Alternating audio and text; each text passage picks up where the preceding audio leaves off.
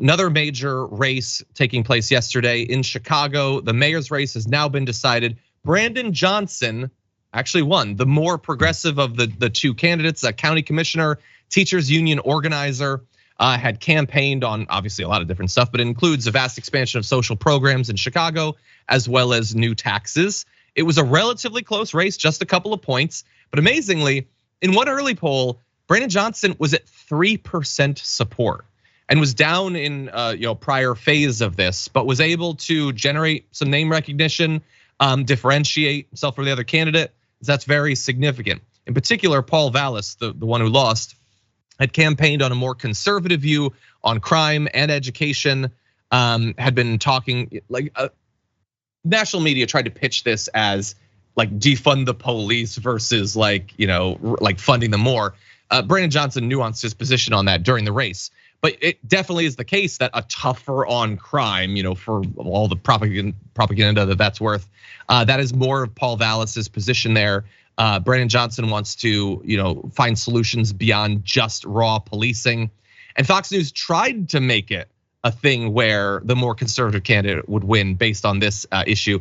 Oliver Willis did a mashup of some of their articles recently, all of them attempting to make everyone in Chicago think about this election only through the lens of crime, and it didn't work. And Brandon Johnson ended up won as mayor-elect. What do you think, Jayar? Love it. This is one of those things, right? There's a reason why. I want to stick on the point of how specifically with Brandon Johnson and the 3% start and how he ended up getting to this point. People are getting different ways of getting information and also rallying around and building up support. You don't need tons of money. You don't need to have the biggest name anymore. It's not fully there, of course. Those are still the biggest aspects by far.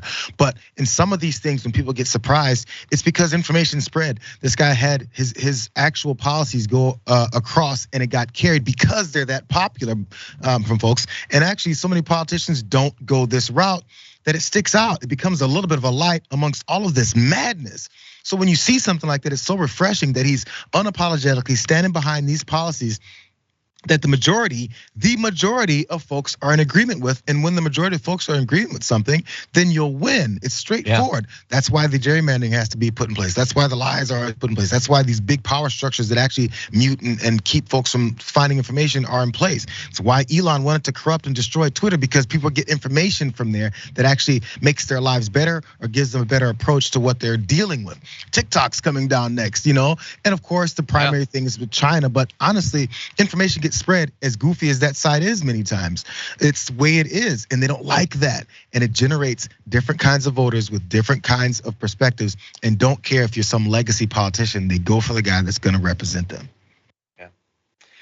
We'll see. Chicago is obviously facing real problems coming out of the pandemic in many different areas. You had, in anticipation of the election, some like thousands of police officers saying that they were going to quit if he wins. Well, Okay. Well, we're gonna see if they do that now. But anyway, they're always hiring down at the grocery store.